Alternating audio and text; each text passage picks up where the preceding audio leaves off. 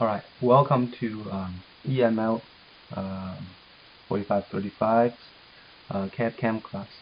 I am Shane. I'm one of the TA. So this is a video for Lab 1.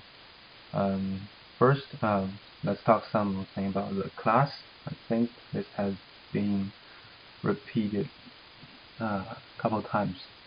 So here's my information. And I'll be in charge of the tutorial videos, FNQ, probably homework grading. Then I'll be out of town for the first month, so all the communication with me will be on email and IM, and I also have a Skype in the syllabus, so just in case. And I'll be offline between 11 a.m. to 8 p.m. But besides that, I'll return my email very quick. Okay. So our lab will have video for every lab, and you can follow the steps in the video. And let's see, the homeworks will be single file, PDF or Word doc, and yeah, and the homework will be submitted on web course. And remember that Dr. Zada does not use web course at all. So if you want to contact him, send him an email or maybe call him. And for the NX installation, you can ask Steve Dick. He is in HEC, and you have to send him an email first because he's IT personnel. He's not in the office all the time. Okay. Another advice: your laptop, your personal computer should have dedicated graphic card. Sometimes the integrated graphic card is not that compatible. Okay. So the timeline for this course is we have 15 weeks, with the last week for the final week. So we have 7 and 7. So we're gonna have 2 reports for midterm and the final. The reports will be due after the exam, and the exam will be 2 parts: the class portion and the lab portion. Okay. So all these details are in the syllabus. Okay. Alright, let's start the lecture. For NX, there is a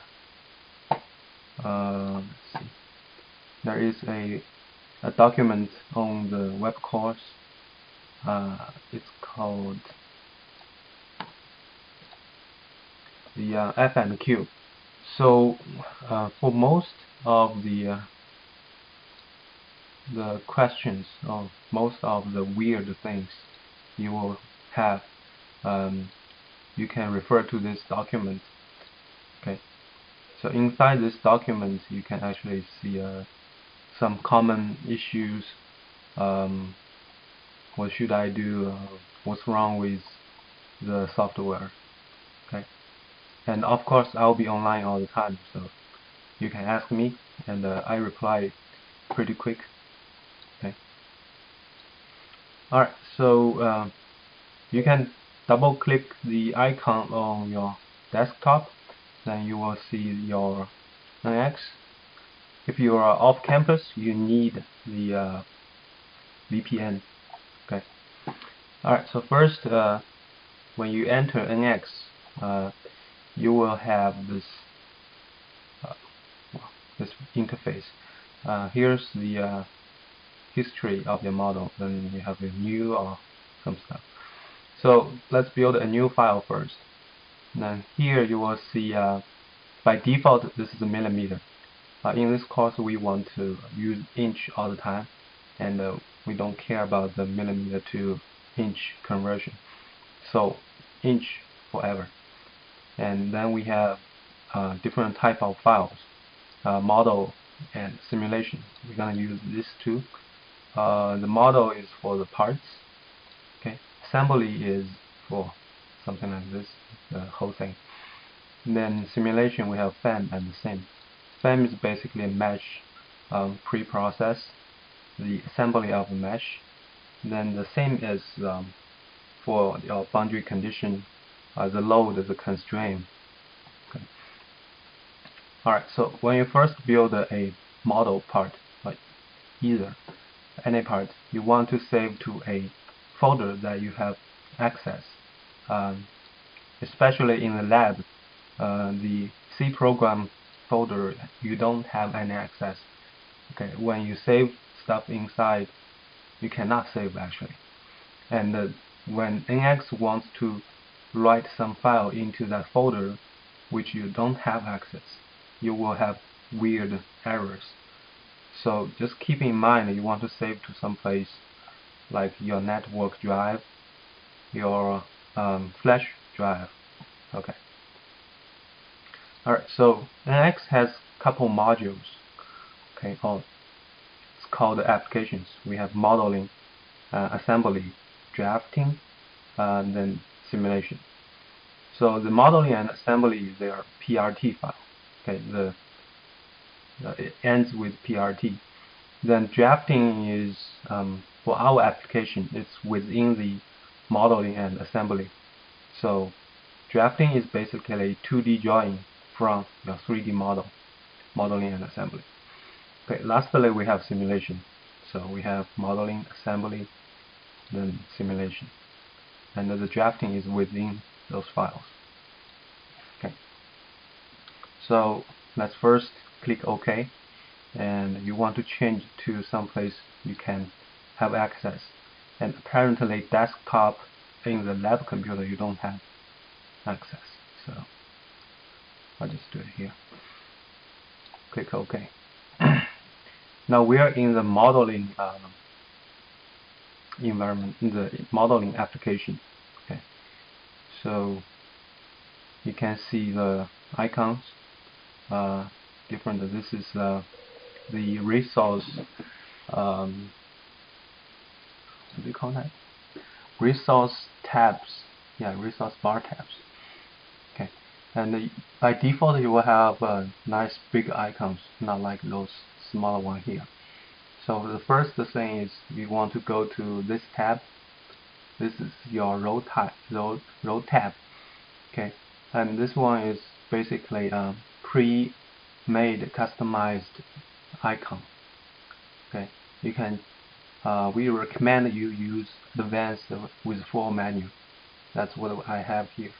You have a lot more commands, and you have some advanced commands that will not show during those like maybe essential. You won't see those commands like this one, the swap. So we recommend full menu, advanced with full menu, or essential with full menu. Okay, have a look. So this is essential. Okay, and it's hard to find that swept command. I'm going to come back to the advanced with full menu. Alright, I think I missed something. Is those different modules, different applications, they are interconnected. So let's see history here.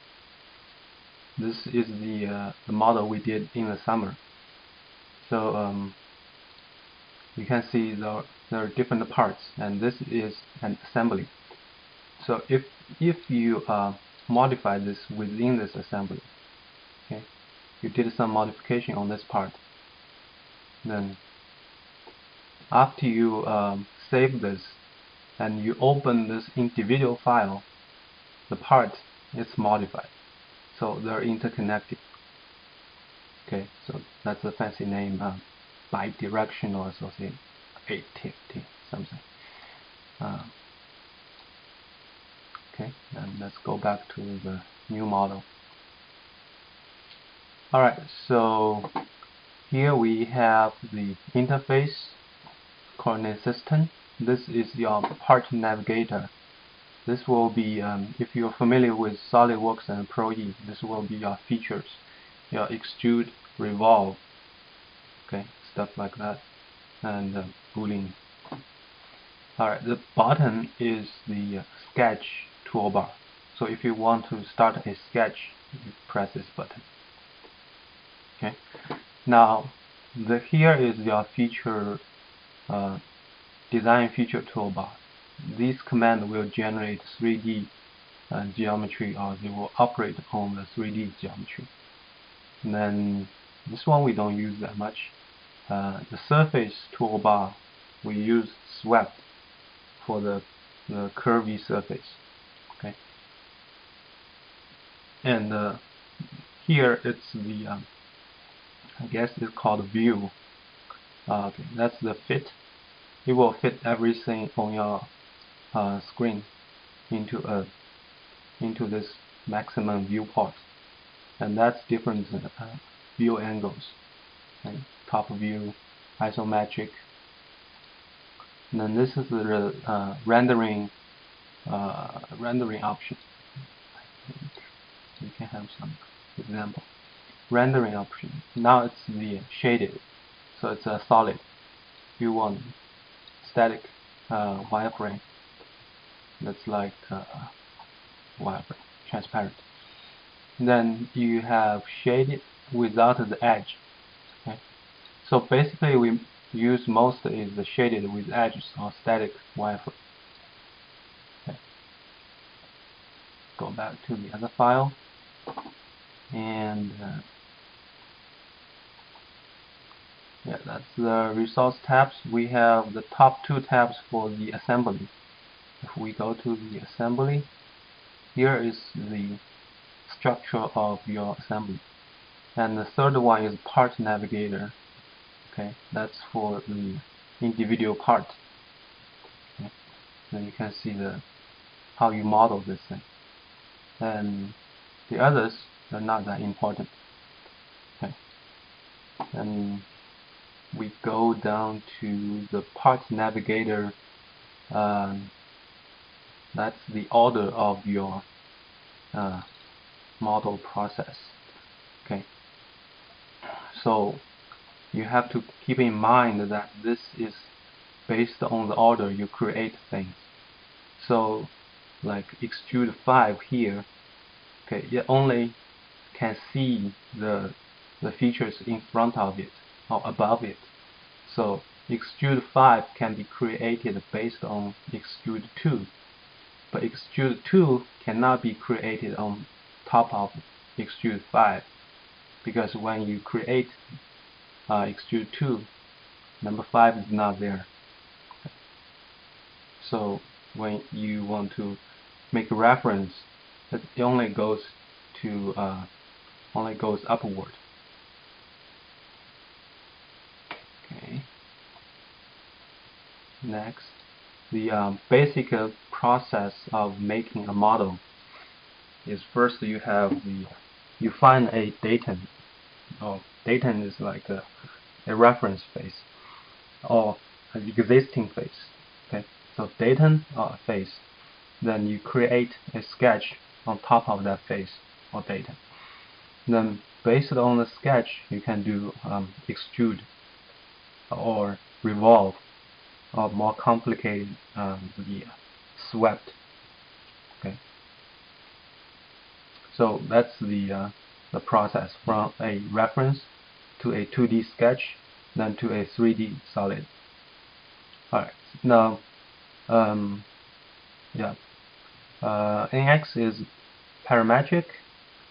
If you're an AutoCAD user, you probably will have to change the dimension by changing the actual line. You have to delete that line, draw a longer line, or modify the length of that line. But parametric software, you can just double click on the dimensions, then you can type in the length you want. Okay. After you modify the dimension, the geometry will change. So it follows the dimension instead of the map geometry. That's also pretty convenient when you draw things. You can draw randomly a box or a circle, then you can just modify the dimension to whatever you want, instead of you have to when you're doing the drawing, you have to put the correct dimension all the time. You can do that later or at once. So here also, let's start a sketch then. Start sketch, you press this button, okay, and you can choose one of the datum plane. That's the default datum coordinate system. It's here, and at first some of you will delete that by accident. Okay, so you can pick one of the datum plane. The trick is you can pick at the corner of this little square. Okay, you can pick that corner. Okay, let's pick XY. Then if you see here, that's that 1 means you have picked one datum plane, and you can click OK. So now we are in the sketch.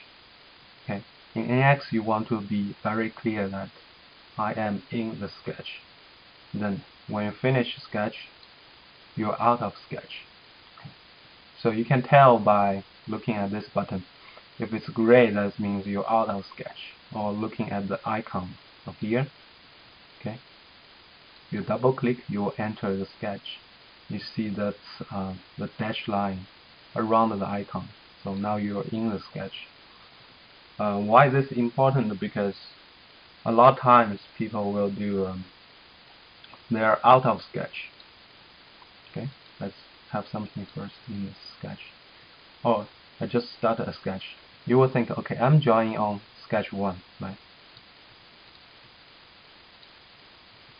Now it looks good. Yeah, I'm drawing on sketch 1. And when you finish sketch, it's actually on sketch 2. Because when you started drawing, you were not in the sketch 1. So let's start drawing again, and let's say, okay, I'm connecting that 2 lines, right? Now actually this shape is in separate sketch. You have sketch 2 of the vertical line, and those are sketch 3. So it will mess up. That's why you want to keep in mind you're in sketch or you're out of sketch. Okay, you can double click here and modify this feature. Alright, so in this sketch, let's talk something about the how to navigate in the viewport. Okay, here. First is the rotation. Rotation is the middle mouse button. Okay, when you press and hold the middle mouse button, that's rotation. And if you hold it long enough without moving, you see this green dot, and that's rotating around this dot. Okay, let's go back to the standard view.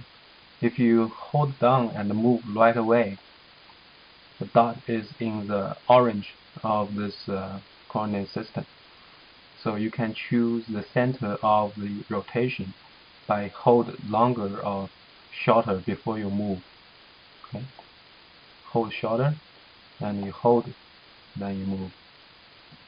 Okay, then another is the pen. That will be the right button and the middle mouse button. Okay, hold down these 2 buttons, then you move. That's the pen, middle and right.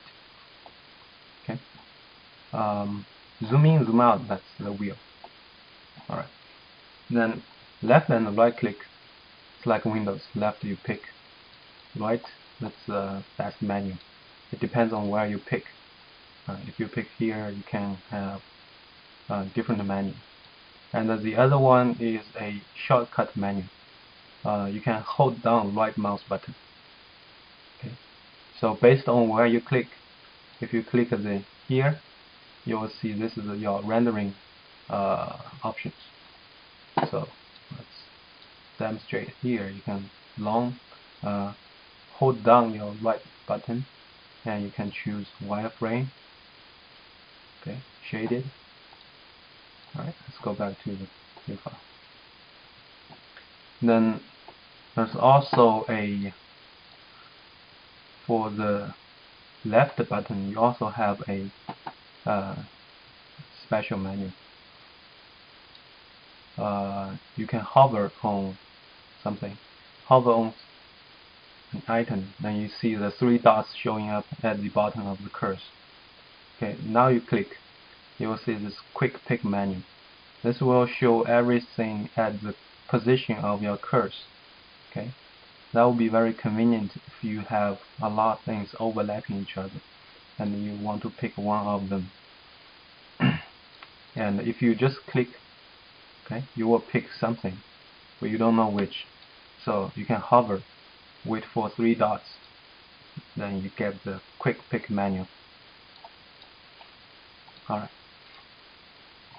So rotate middle mouse button, pan middle and right, and right button is a quick menu. Hold down right button is the shortcut menu. Then that's pretty much it. You have to play with this to get familiar with this. Okay. And the working coordinate system, the Z, C, Y, C, X, C, that means C means your current working WCS. So the X, Y, Z means the coordinate system.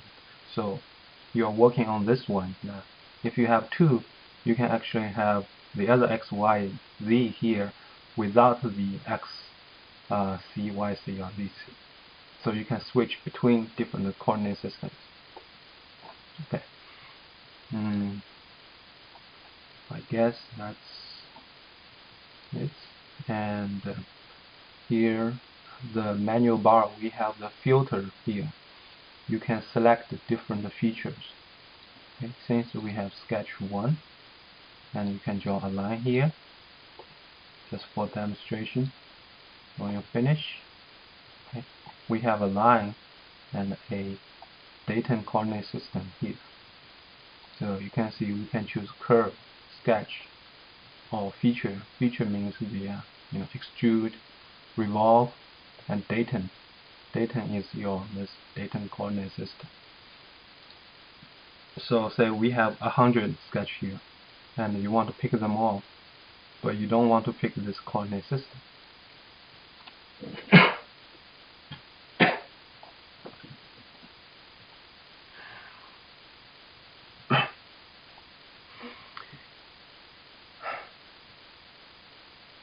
So then you can box select, but you will select the curve, the sketch, the coordinate system. You can see here. On the other hand, we can choose sketch only. Set the filter to sketch. Okay, box select again, only the sketch. Alright, so pretty easy. Then here is your snapping snap point. Okay, it's like in AutoCAD or any CAD software. You have midpoint, intersection, stuff like that. Then we can go back to the sketch by double click. Okay, if you want to start another line and you want to snap here, you can see the icon to the right bottom corner of your cursor, and then the start point of the line. Okay, and since I hovered long enough, there's the quick pick menu. Now we can start from here. Alright, so that's the snapping tools.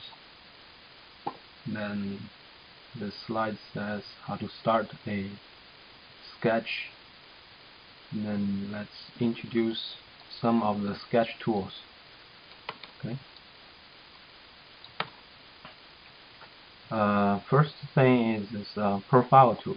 Profile tool, if you want to draw continuously straight line and arc, you can use this tool. Okay, that'll be much convenient than this line command. So click and you have this window here. And if you notice, we have this window all the time every time you click a command. Okay.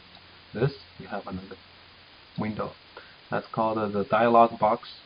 And in NX, pretty much all the command will have this window. And there's parameters, the different settings you can set up. So like extrude, you will have this menu too. Okay. Alright. So let's keep on the profile tool. The profile you can choose from straight line or the arc. Okay.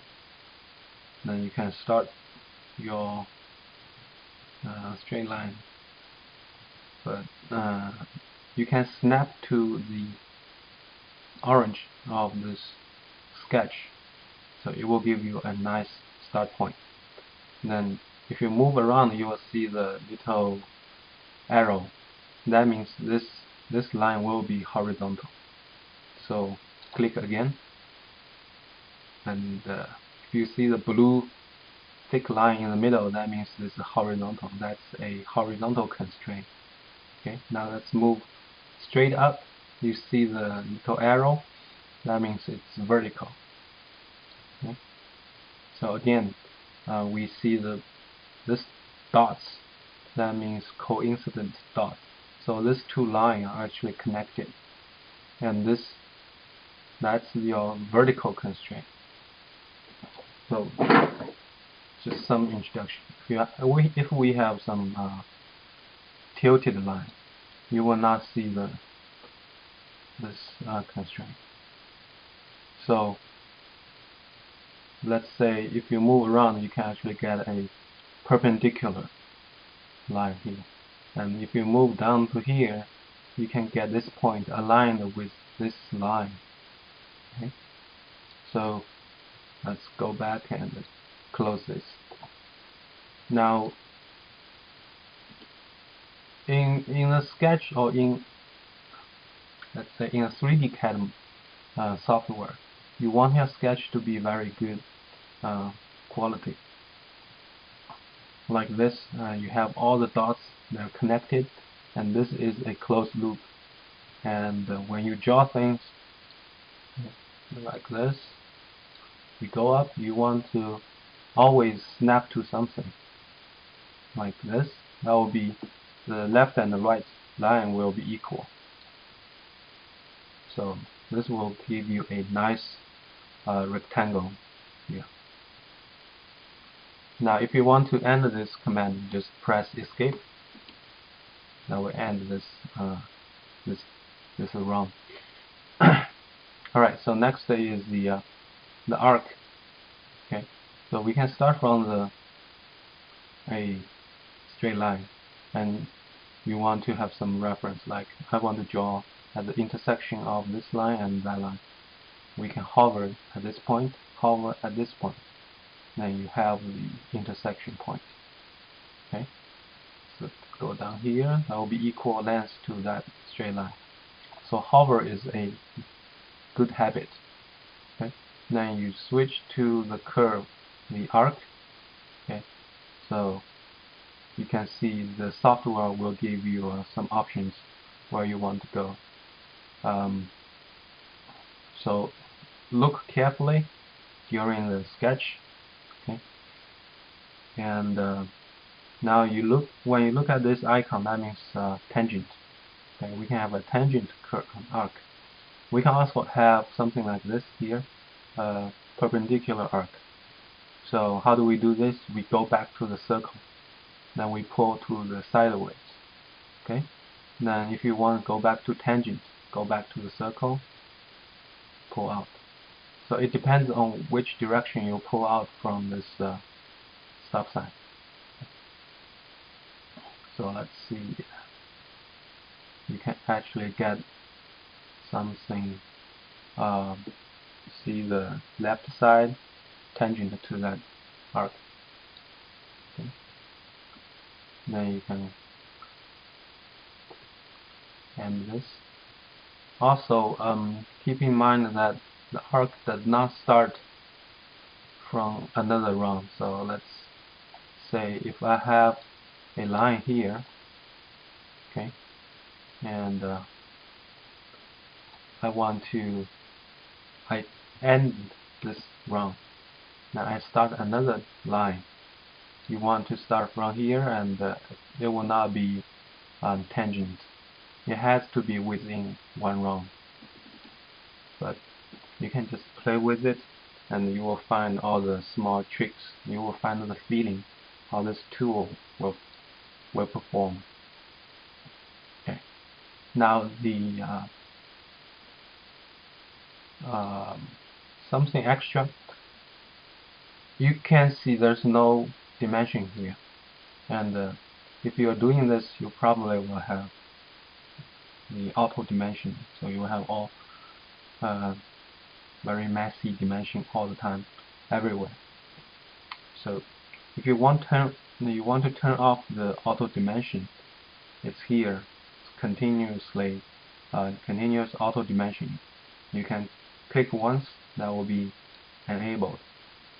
So you probably have something like this, and you can click that again to disable the auto dimensioning. So this command only works for this particular sketch. If you want to permanent disable the auto dimension, there's the method is in on the web course in the FAQ file. Okay, why we don't want auto dimensioning? It's personal preference, but to me, if you have so messy the messy dimension, you don't know where to put your own dimension. Although you can drop dimension by this insert dimension, that's what we used to do. We can drop this, and those auto dimension will disappear based on what you put down. But a cleaner sketch will give you cleaner view, so you can decide where you want to put this dimension, and it will also avoid those over constraint problems. Although in this course we don't talk about the over constraint very much, but in the I believe in the industry, if you want to do a parametric change, let's say I have this square object. For this production, we want to use 2.4. Now for next production, we want to use 5. Then a fully constrained sketch will give you the scalability will be very good, and the shape will not change, will not fly away when the sketch is under constraint. The shape will fly away when you change the dimensions. So when this changes to 5, it goes down. Okay, it goes down. But what if you want this thing goes up? So what if I change to 7 and I want the bottom fixed? But now if you press enter, the bottom goes down. So that's why you need a fully constrained sketch, and you can predict after you scale the sketch the shape, what the shape will be. But that's out of the course. Anyway, now let's turn off the continuous auto dimensioning, and we can introduce the second command is the mirror curve. Okay, so let's delete everything now. See here, if you press delete, you will delete the coordinate system. See what happens. Okay, so now you don't have the reference coordinate system as well as your sketch. Okay, we can undo this. It's like a Word, you can do Control Z, Control Y. Okay. You can delete them one by one. Just click and left click. There's your quick menu. You can delete thing. That's your delete. And there's some constraints. It's just most commonly used constraint. Okay.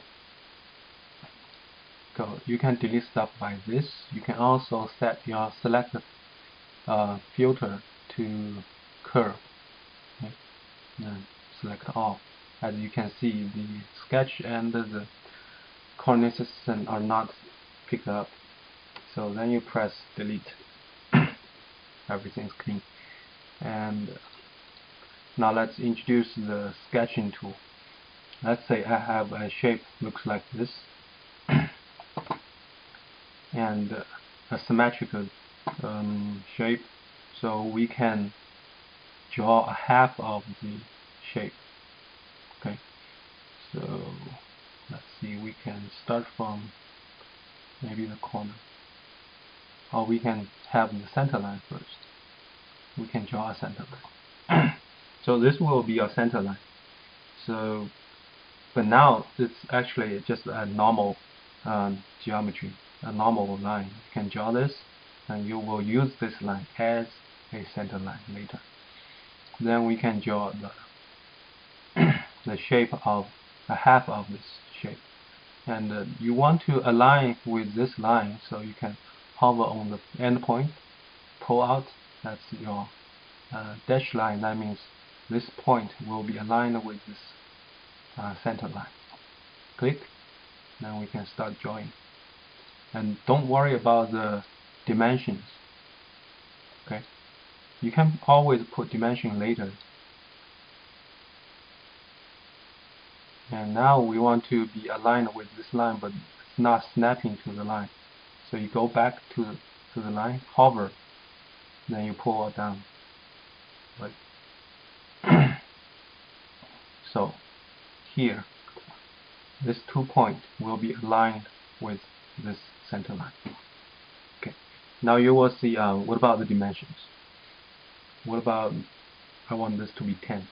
Do I need to delete this? No. Click this one. Okay. Invert dimension. Invert dimension. That invert pretty much means automatic to me. So you can click the line and pull out a dimension. I want this to be 10. Okay, so this thing will change. And another neat feature is that you can use parameter or equation here. So let's say this I also want to be 10, but you can actually put in P0. If you see here, P0 equals to 10. Okay, so I can say P0 here and press enter. So the benefit of this is if you want to change the dimension, you can double click P0 and put in a new dimension. This will follow P0. Okay, so let's say that's 10 too. Okay, enter. Okay, and there's other ways, but that'll be the constraint for next lab or the one after next. So we'll just keep putting dimensions. You can try putting P2, so they'll be equal. And then here you can put like 20, and you see this thing move out. Actually, we were thinking like this side should go out. So for now we can do this. Click this point and click the orange. Okay. Well, it's hard. Alright, constraints. Now if you use this geometric constraint, this should be in lab 3 or lab 2. You have different constraints. I want to put this point to be aligned with this line. So if you see here, the icon looks like a point on the line, right? This is let's see, the text. Well, that's the coincidence. This is a point on the line. So let's just use this. And you want to first pick the point. Second, you want to move down. So look at the orange color. We're still here, and you click here. We'll pick the second geometry. Okay. Now you can see this thing changed. That means this point is on this line, and everything is cleared because it's already created the constraint, and you can keep doing the next constraint. Okay. So that's just a little bit taster for the constraint. Let's go ahead and do the mirror curve. The mirror curve is here, down the bottom. You want to expand this menu. Okay, use mirror curve. Another way is the command finder. This is a very useful tool. If you cannot find any tool, you can just type in something like mirror.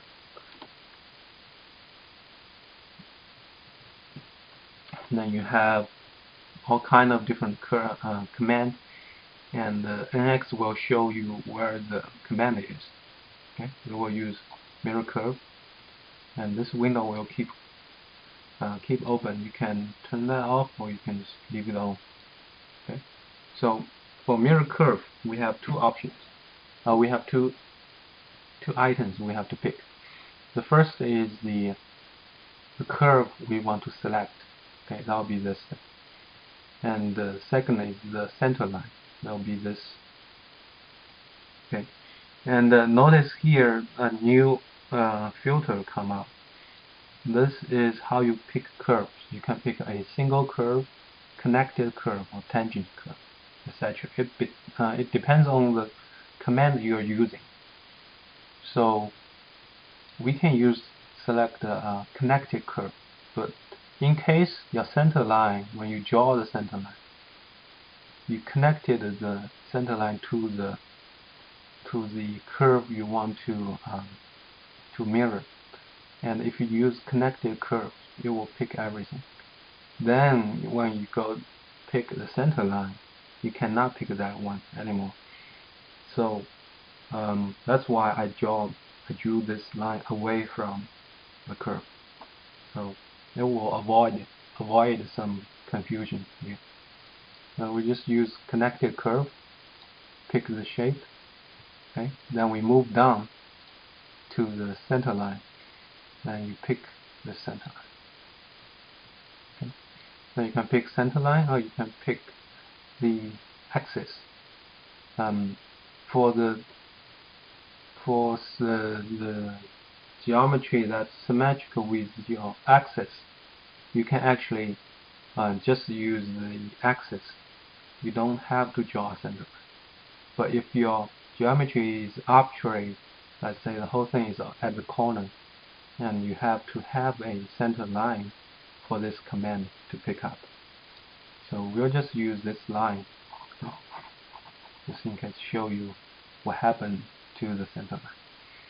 So if I click OK, right, you see this line become a dashed line instead of solid line. That's the reference line.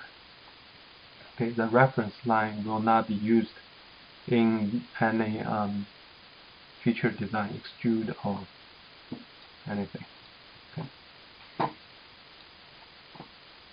Okay, so that's the mirror curve command. Okay, and here is the mirror constraint, and this is the original part. That's your mirror. And another feature of this is let's change a dimension. Let's say I want to change this to 5. Okay, let's see what happens. We put the bottom one is equal to the top, and this mirrored part is equal to the left part. So we are expecting the bottom to be 5 and probably the mirror part will change as well. So let's see what happens when I press enter. Okay, so as expected, the mirror curve also changed with the original curve, and since we put P1 equals to P0 here, the dimension is the same. So that's some neat feature. You can change all the time the dimension, and if you have a good designs from the start. And I have to point out that this is a parametric software. This is different from AutoCAD. So in AutoCAD, maybe you can do this in the newer version, but traditionally, if you want to change the lens, you have to trim down this line or do some modification on the actual curves. So here you just need to change your dimension. Double click your dimension, then you can change things. Okay. So let's put in 10, right? Maybe 15 looks better. Okay. And you see what happens here? That's because it's under constraint. It doesn't know this point should be in the middle. So that's another benefit of fully constrained. But that's out of the league. Don't have to care about that. All right. So after this two command, we should have some feeling about the NX. Okay. Let me put this to the center first. Point to this curve. Okay. Seems it's not working. Well, let's quick extend command. I'll be introduced to that later. Okay, so you should have some feeling here about the software, and that's some display defect, maybe my video card. Alright, let's use fit, come back, and the dialog box, as I said, is for all the commands.